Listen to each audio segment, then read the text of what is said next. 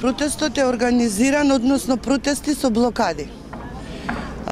Организиран е затоа што веќе подолго ние од кај што ни ги изрушија, до сега од јуни месец со блокади протестиравме и сега се овие, како да кажам, бойкотирам, блокирам.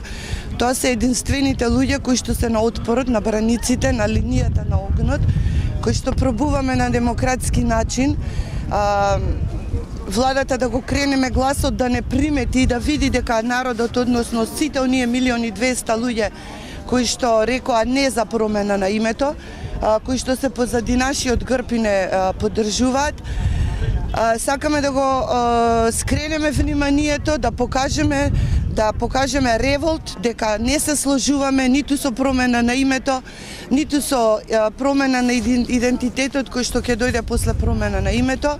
И тука ги губиме и историјата, и културното наследство, традицијата, фолклорот, и што значи дека повеќе македонците, ако се промени името, македонците нема да постојат.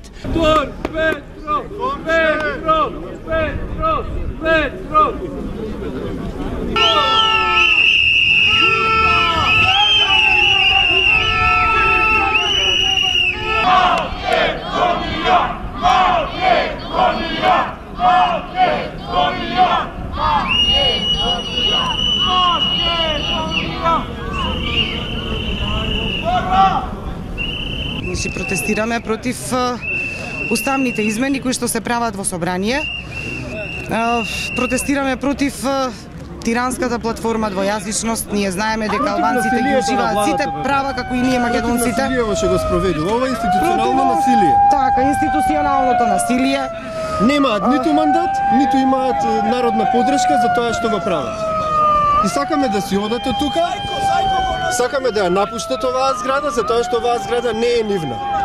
Но во оваа зграда они се на нелегален начин и спроведуваат нелегални дејства. Доколку судот, дали е обвинителството, дали е уставниот суд, не реагираат, ќе биде многу полошо. Затоа што јас нема да прифатам ништо од она што ќе го донесат они како одлука или како закон. Ниту еден македонец.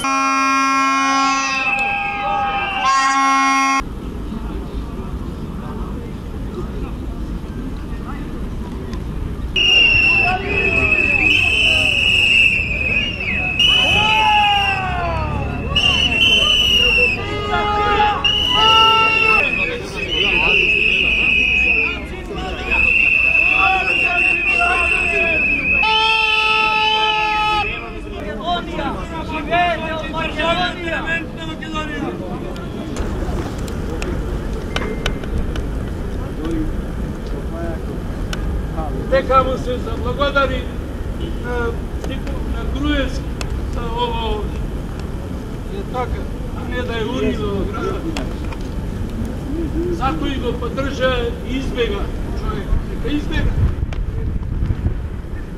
Ама нека и урнио града, рече нека ќе урни.